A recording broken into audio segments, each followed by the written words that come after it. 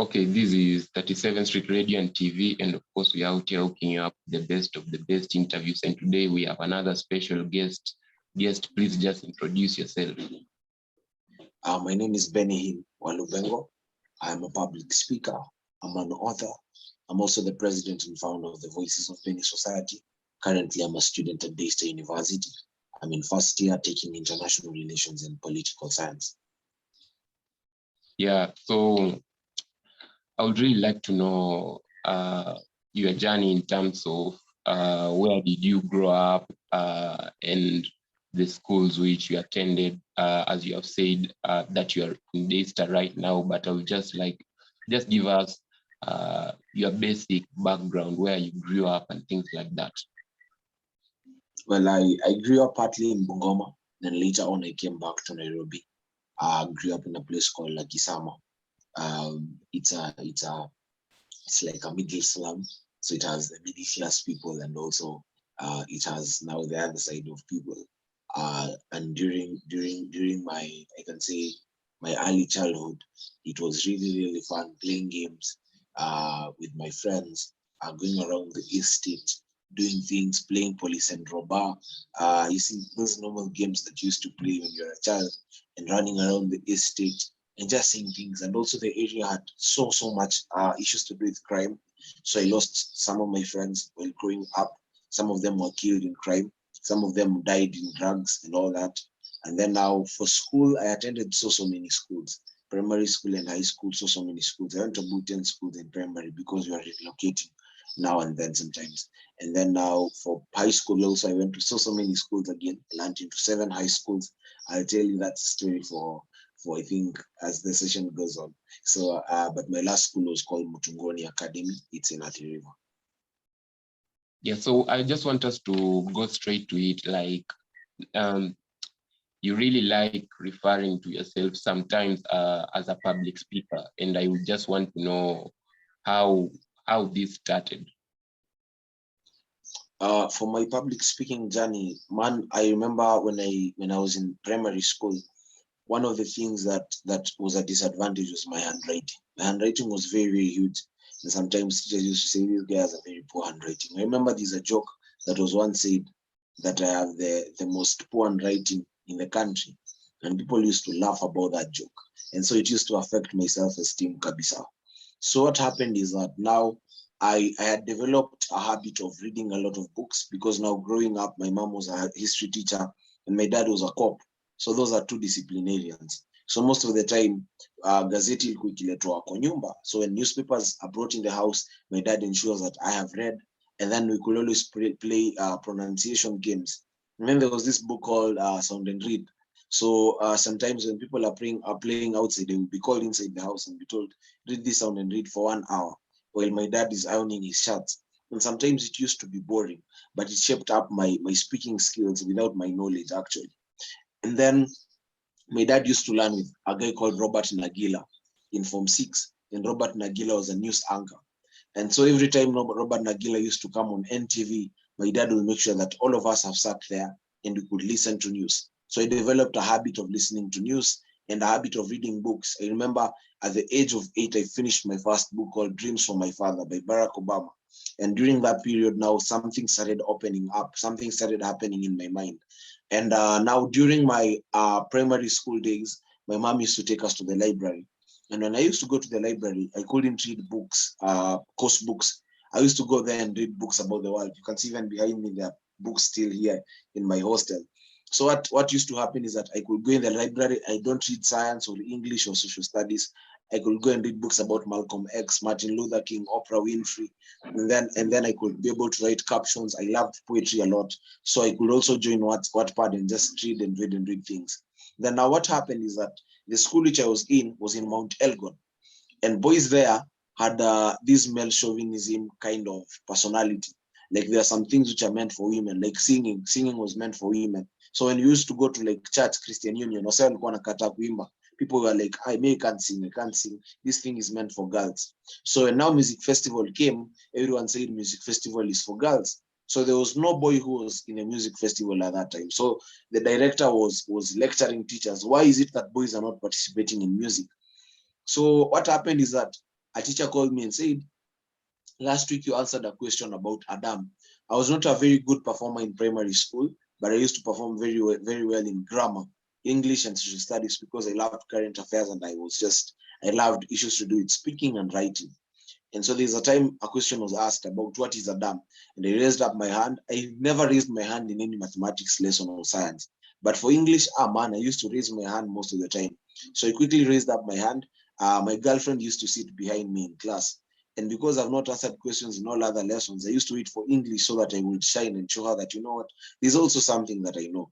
So I raised up my hand to answer what is Adam. Then I said that Adam is a domestically constructed water body for the community. Just that definition alone. The teacher said everyone should write that definition. And I could see all the index 1, index 2, they never wanted to write because now they were intimidated. And I started telling them, can I see everyone writing? The teacher said, you guys need to write. So it built my self-esteem. So the teacher said after the lesson, you've answered that question in a way that opens me up to another scope. Have you ever tried speaking before people?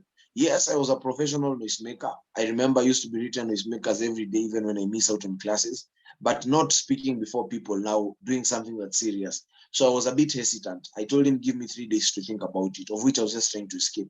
But there's this day that I just decided, you know what, let me walk into this office and do this.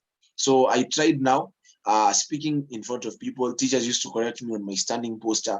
I had so many issues in terms of gestures, maintaining eye contact, but then they started training me up on something. So I showed up on stage for the first time, and the first speech I was given is, if I become the president of Kenya.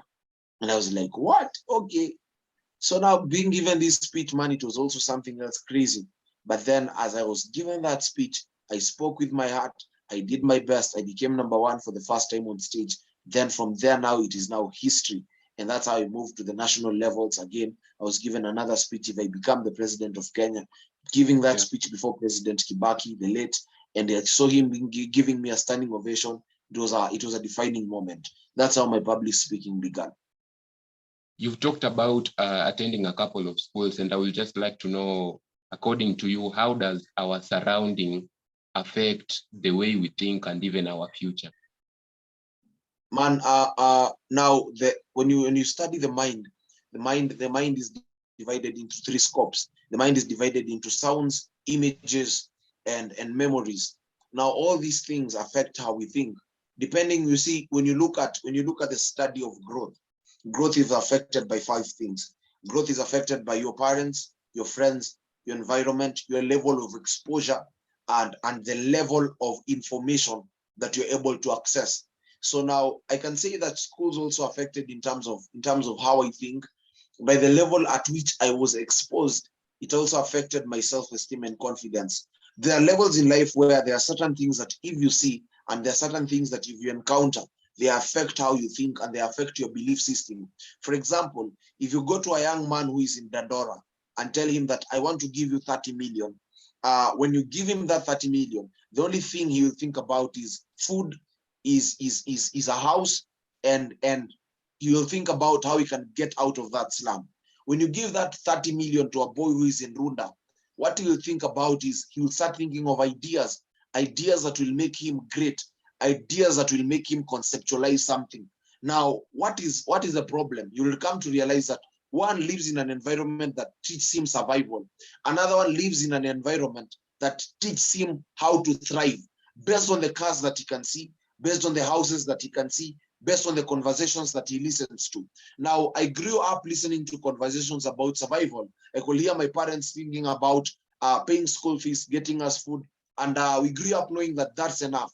But then as I kept on growing up, there are places that I would step into, there are rooms that I would step into, and they would affect how I think. For example, by the time now I got into Form 2, I stepped on my first time at the stage of great debaters. And it was a stage that opened up my mind. You know, standing before 3,000 people and looking at this stage, all these people listening to me, seeing them writing notes, it showed me that there's something that I have.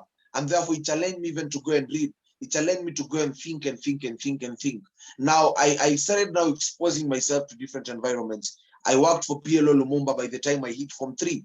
And that also opened me up to another level of exposure, seeing the level of speaking engagements that this guy is doing, seeing the level of PR, seeing the level of books that this guy is also reading, seeing just how things are being handled. I used to believe that public speaking is just all about speaking and going on stage. But looking at his red card, man, this guy is paid 1.5 million to speak for 1 hour. It showed me that this thing is not just something that you wake up and do. It's something that you have to prepare and build capacity for it. So I can say, according to the level of school that I went to, at some point, they also limited my thinking. But as time went by, as I kept on stepping in different platforms, seeing different people, because the 7 schools that I went to, some of them were private schools, some of them were public schools. In the public schools, it shaped me to have a heart, and it showed me that people come from different backgrounds. I saw the poor people. I saw how people come from different backgrounds and how people suffer. At some point, I went to a private school. I saw how people think in private schools. I saw how people handle themselves. That was my first time to see pizza. That was my first time to see burger. That was my first time to hear about vacations. I never saw vacations as something that people must go. But as time went by, as I started seeing that these things are also possible and that these people are normal human beings, it showed me a certain possibility of faith that I hadn't seen. There's faith that we hear, there's faith that we see, there's faith that we touch. All these things are affected by the level of exposure. So again, we were still talking about our environment, and I just want to know, if you come from a negative environment, how do you build the willpower to reach greater heights? Because for you, you have been able to try a couple of things even at a young age. So I just want to know how you can build the willpower even if you are in a very negative environment. Man, willpower is built. There's a copy of a book I've written. It's called Sprout, and Sprout talks about the 5 things you can never choose in life. You can never choose your parents, you can never choose your background, you can never choose your tribe, you can never choose your skin color, and you can never, ever choose your nationality. You're just born and you found yourself in Kenya. If you're to choose, maybe you could have chosen to be a Canadian, to be an Australian, to be a South African. But there are 5 things that God has given us the power to choose. We can choose our friends. Now, what are friends? Friends are part of the willpower stage. You see, someone said that the level of associations that you have determine the level of the thinking that you carry in life. Now, there are people who, when you sit around, and these conversations that they speak, they also affect your mind. So the willpower is also built by the quality of friends that you have. There are certain people, if you sit around them, they challenge you to become better every day. And as they keep on challenging you, it shows you that, you know what, there's something that you can do. And then another thing is also lifestyle. The level of lifestyle that you are able to choose also determines the quality of life that you can be able to live. Willpower is built by the level of lifestyle. Someone said that when your dream is too big, some things are too small. Now, as time goes by, you'll have to choose choices. There are disciplines that you'll have to choose. Bruce Lee says that, I don't fear a man who has practiced 10,000 kicks, but I fear a man who has practiced 1 kick 10,000 times. Now, as you keep on practicing on certain things, there's a certain lifestyle that you build, the discipline that you build around yourself, how you read, the books that you read, the places that you go to, the level of conversations that you choose. What do you choose that goes into your head? Because whatever goes into your head affects now your level of results. So those are some of the things that now are able to build your willpower. Another thing is also religion. Now, depending on religion, we are a generation that is quite open-minded. There are people who are Muslims, there are people who are atheists, but depending on your level of religion, there's something that's also called faith. Faith is also able to build your willpower. I am a Christian, so according to the Bible says that faith is believing in the things that are unseen. Now, willpower is also built from the things that are unseen. But if you saw it in your mind, you can also see it in reality. Now, 2 weeks ago, I organized an event. I gathered 1,000 young people at the Nairobi Cinema. This is something that hasn't been done before, even by the gurus of public speaking of this country. And looking at the budget of that event alone, it was 300,000, man. I'm a first year in university, 20 years old. I haven't built the level of networks that can be able to help me access this money. But looking at the level of the image I saw in my mind, because I visited that venue 4 months ago, and I told myself, one day I'll hold an event here. Now, seeing it in my head and the faith that I had made me make a move to organize the event. And I looked for the partners. And 1 week to the event, that's when I got the money. So sometimes it won't make sense. But as you keep on building, as you keep on progressing, there are a number of things that are able to build your willpower. Another thing is career. Now, career can also build your willpower. Because you see, God does not give us career, he gives us assignment. So what happens is that as you're given assignments, there are things that are able to build your willpower. You being entrusted with certain roles, they also build your willpower. I remember now being in primary school and being trusted to stand on stage to represent a whole school. I felt like a whole burden has been kept on my shoulders. As I stood on that stage, I knew that I'm not just representing myself, but I'm representing 500 young people who are not there. So that alone also taught me that, you know what, there's something that you have to do that is just more than what you carry. So sometimes willpower is also built by the burdens of people that you know that are looking up to you. For example, these are tumbler. This one is empty, this one is full. When the wind comes to blow, this one will go quite fast. This one will not go quite fast because there's something heavy that it has inside. So depending on the level of burdens that you also carry, there's that it can give you pressure. When you study through history, in 1964, Nelson Mandela, he was taken in court. There's something called the Rivonia trial. And during the Rivonia trial, he was asked by the judges, the colonial judges, Nelson Mandela, are you willing enough to accept that there's nothing like apathy? Then we shall be able to release you and you'll continue living your life. But this guy said that as I stand here, there are many blacks who are looking up to me. I was born a South African, I will die a South African. And if I am willing to die for it, then let it be so. But as long as appetite is here, I cannot continue to side with you guys. This guy knew that he's living for something that is beyond himself. So sometimes willpower is built based on the burdens that you carry. One of the biggest opportunities that you got was the Great Debaters Contest, and we are talking about speaking to 2,000 to 3,000 people. I want to know if at any one point you had self-doubt and how to deal with self-doubt for the youths who are starting out in any field, maybe business, maybe career. How can somebody deal with self-doubt? And if you have ever dealt with self-doubt? Man, the first thing is, if you want to deal with self-doubt and fear, self-doubt has its own sources. There are people who have self-doubt because of their parents. They grew up without being appreciated. There are people who have self-doubt because they know they haven't prepared for something. There are people who have self-doubt because they fear the reaction that will come after they have done something. There are people who have self-doubt because they have never seen anyone doing it. Like this event, at some point I had self-doubt because no one has ever done it, and I was like, hey man, how will it be? Then there are people who have self-doubt because they are perfectionists and they want to do the best and they're not sure if they'll do the best. Now, depending according to the reason that you have self-doubt, I can say for me, for the great debaters, I had an understanding that there's a certain power that controls all these things, that I wasn't made to be here. This is just something that happened out of favor and grace. And when you start understanding that your life is something that controls the universe, then you know the other self-doubts also start bowing to that belief. And also something else about self-doubt is that when you start understanding that whatever you're doing,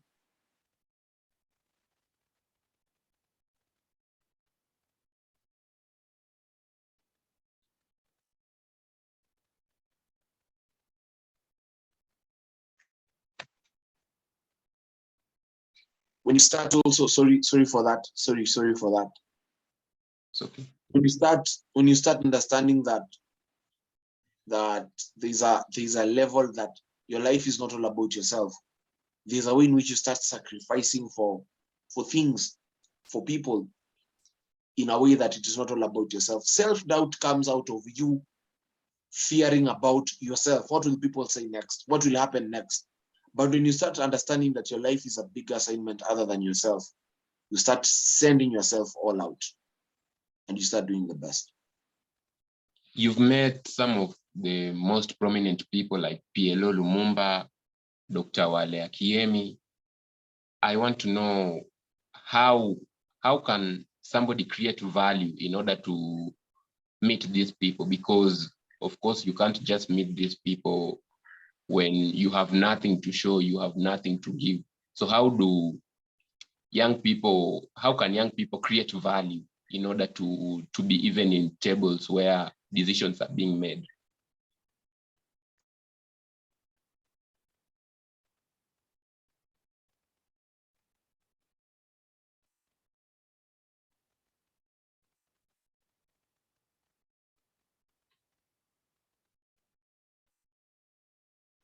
level of capacity that you must have been able to build. When I talk about capacity, capacity is divided into 4 areas. There is the physical capacity. These are physical things of life. Having a good suit, having those things of life, having some nice shoe, having that nice watch, because also life is all about perceptions and impressions. And an impression is made within the first 30 seconds. So that's physical capacity. Apart from physical capacity, there is mental capacity. Invest in the quality of information that you know. Read a lot of books. Have some little bit of exposure in terms of your mentality. Because when you go to speak to these people, they measure your thinking. They measure if you're able to if you're able to hold what they are saying, and if you're able to produce results out of those conversations. So that's mental capacity. Another thing is build spiritual capacity. That's faith. Build your faith according to a level where you can be resilient. Because as you keep on meeting these people, meeting them is not something that happens within one day. You have to be consistent. You have to be resilient. So build some spiritual capacity that can be able to withstand looking for these people, making sure that you make your phone calls, sending those messages, and sustaining the relationships. Another level of capacity that you must be able to build is character. As long as you're sitting around these guys, some of these guys have money, but when money takes you there, I tell you something, that relationship will not be able to stay for long. So that's capacity. Another thing that you may be able to build as value is influence. One of the things that these people look at is what level of influence do you have in your generation. As long as they see that you have some level of influence, they're able to use you as a model for this generation. Remember, these guys are looking for people whom they can live for something in this generation, but they cannot leave it to everyone. They look at who has influence to that level, who I can trust with this mantle, so they can be able to be effective. Now, what is influence? Influence is productivity. If they see that your life is not all about yourself, there are many people that will be able to benefit out of them spending time with you. Then these people are able to open their doors. Another thing is vision. If you have a vision, remember, great men don't invest in your pocket, they invest in your vision. So as a young person, if you've built value to that point of vision, they're able to invest in the vision and not to yourself. Another thing that you must be able to build is the return back value. Now, what is return back value? Look at the vision of a great man and look at where do you come into his vision. For example, PLO Lumumba served in his foundation as the brand ambassador, giving them ideas, doing for them graphics, and also apart from that, doing for them branding, printing for them hoodies. And apart from that, also bringing young people on board, making sure that young people know about the foundation. So that is also value by its own. And then also another thing is by being able to make sure that out of what they tell you, it's able to produce results, and it's able also to increase their influence and maximize their value. Remember, life is all about value maximization. So out of you sitting with them, how can it also to build their brand? How can it also build their brand? How can it also build their portfolio? So look at that and also see how can you maximize and also grow them. As they also hold your hand, make sure that they also grow, so that it's a reverse type of value. Yeah, your message is usually tailor-made mostly to youth. Like recently, you just trended because there was a video where you are talking about youth investing so much of their time and resources in party life and all of that, instead of doing something important for themselves. So I don't know what led you to really feel like you need to address the issues that youths are facing in the country right now. One thing I must say is that I've realized as time goes by, most young people are investing in things that don't build them. And I've been seeing, I do a lot of high school missions. And as I keep doing these high school missions, I've been realizing that one thing is very, very obvious, that a lot of young people are dying out of choices. So I just decided, because there's a friend of mine that passed away while she was in campus, and she was actually supposed to graduate. And I was like, hey, this girl, man, we've just lost a productive dream. This is a whole family. Because that girl could have given birth to children. That girl could have raised young people. But when I saw it, I realized that the problem is not actually friends. The problem is we understanding what we carry. I've just said at some point is that when your dream is too big, some things are too small. And the problem is that many young people don't sit down to look at the level of greatness that they carry. If you sit down and just look at the things that you can do as one human being, I tell you not, you'll decide to be very, very jealous with the people who are around you. You'll decide to guard your circle. So I think the problem is young people really not understanding what they carry, because if young people will understand what they carry, there are some choices that we could have been making, being sensitive enough to understand really, really where we are taking ourselves. As we are finishing up, there is also something that I would like you to address, and this is risk-taking. For you, you have been able to achieve a couple of things at a young age, and of course, these are not just things that you can wake up and do. It required risk-taking. So I just want you to address the issue of risk-taking. Why should young people be in a position where they are not afraid of taking risks? I think many young people are afraid of taking risks because they haven't built the capacity. If you build capacity, you'll not be afraid of taking the risk. It's like right now, if you're told to go and fight with a rock, you'll fear because you've never practiced.